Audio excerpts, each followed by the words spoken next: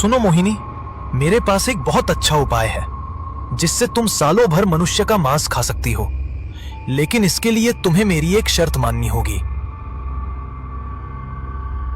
ये तुम क्या बोल रहे हो? क्या सच में सालों भर मनुष्य का मांस मुझे खाने को मिलेगा? वो कैसे हो सकता है? कहीं तुम मुझे बेवकूफ तो नहीं बना रहे?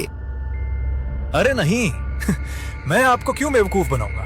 मैं जो भी कह रहा हूं वो बिल्कुल सत्य कह रहा हूं। बस इसके लिए आपको मेरी एक छोटी सी शर्त माननी पड़ेगी, नहीं तो मैं ये उपाय आपको नहीं बताऊंगा।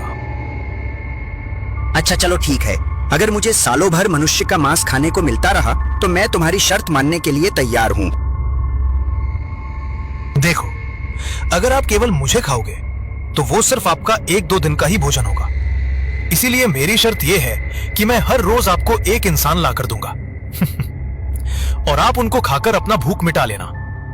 लेकिन इसके बदले में आपको मुझे नहीं खाना होगा। बोलो, क्या आपको यह शर्त मंजूर है?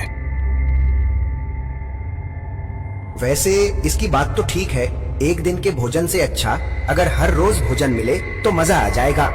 ठीक है, मैं तुम्हारी शर्त मानूंगी, लेकिन तुम्हारा क्या भरोसा है कि तुम हर रोज मुझे एक इंसान लाकर दोगे? क्या पता तुम मुझे बेवकूफ बनाकर भाग जाओ और मैं यहाँ पर तुम्हारी इंतजार में तड़प तड़प के मर जाऊं। बूढ़े चाचा और चाची के अलावा मेरा इस संसार में और कोई नहीं है। आज मैं उन दोनों की कसम खाकर कहता हूं कि मैं हर रोज आपको एक इंसान भोजन के रूप में लाकर दूंगा। अरे रे, मैं तुम पर ऐसे ही विश्वास नहीं कर सकती, लेकिन हाँ, अगर तुम मुझे अपना कोई एक छोटा सा कपड़ा या फिर अपने छोटा सा बाल दोगे तो मैं तुम पर विश्वास कर सकती हूँ, क्योंकि मैं तुम्हारे कपड़े और बालों में काला जादू करूंगी। अगर तुम मेरे साथ विश्वासघात किए तो फिर मैं तुम्हें मार डालूंगी। बोलो, क्या तुम मुझे अपने कपड़े या फिर अपनी बाल मुझे दोगे? अरे ये क्या, मोहिनी भूतनी तो बहुत ही चालाक निकली। अब तो मैं पूरी तरह से फंस गया हूं। हे प्रभु, अब तो आप ही मेरी रक्षा करना। ठीक है, ये लो मेरा छोटा सा कपड़ा रख लो। अब बोलो, तुम्हें मुझ पर विश्वास हुआ कि नहीं? हाँ, अब ठीक है, मुझे कल से ही एक इंसान का मांस चाहिए। अगर तुमने थोड़ी सी भी चालाकी करने की कोशिश की तो मैं तुम्हारे इस कपड़े पर काला जादू करके तुम्हें मार डालूंगी। अब जाओ, कल आना। और हाँ, रामपुर गांव जाने का रास्ता वो सीधा वाला रास्ता है। आपका बहुत बहुत धन्यवाद। अब मैं चलता हूं, कल मिलूंगा।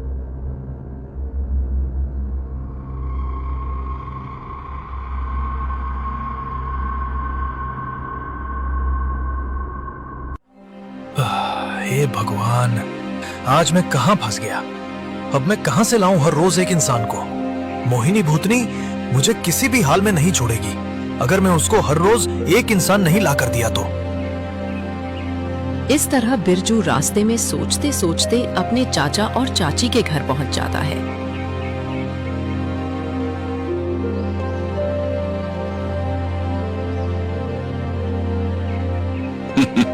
अरे बिरजू, इतने दिनों के बाद कैसे आना हुआ बेटा? सब ठीक तो है? और हाँ, तेरी शादी हुई कि नहीं अभी तक? एक और बात, तू कौन से रास्ते से आया बेटा? जंगल वाली या रोड वाली? अरे बिरजू बेटा, तू कब आया? सब ठीक तो है ना बेटा? अरे तू चुप क्यों है? क्या हुआ है तुझे? क्यों नहीं बोल रहा है तू? अरे आप लोग चुप रहोगे तब ना मैं कुछ बोलूंगा। बस आप ही दोनों बोलते ही जा रहे हो तो मैं कहां से कुछ बोल पाऊंगा। आप लोग मुझे माफ कर दीजिएगा अगर मैंने कुछ ज्यादा बोल दिया हो तो। दरअसल मैं अब दोनों से मिलने के लिए यहां आया हूं। आप लोग मुझे बहुत याद आ रहे थे। माँ और पिताजी के गुजर जाने के बाद आप ही लोग मेरा बहुत ध्यान रखे थे। मुझे बहुत प्यार दिया था आप लोगों ने। आप लोगों की कोई संतान ना होने पर भी आप लोग ने मुझे बहुत प्यार से बड़ा किया था, जो मैं अब चाह कर भी कभी नहीं भूल सकता। आप लोगों का बहुत बड़ा उपकार है मेरे ऊपर। इसीलिए कुछ पैसे कमाने के बाद मैंने सोचा कि क्यों ना शादी करके आप लोग के साथ ही रहूं। वैसे भी आप लोग बहुत बूढ़े भी हो चुके हैं और मेरा भी ये कर्तव्य बनता है कि मैं आप लोगों की इस उम्र में सेवा करूं।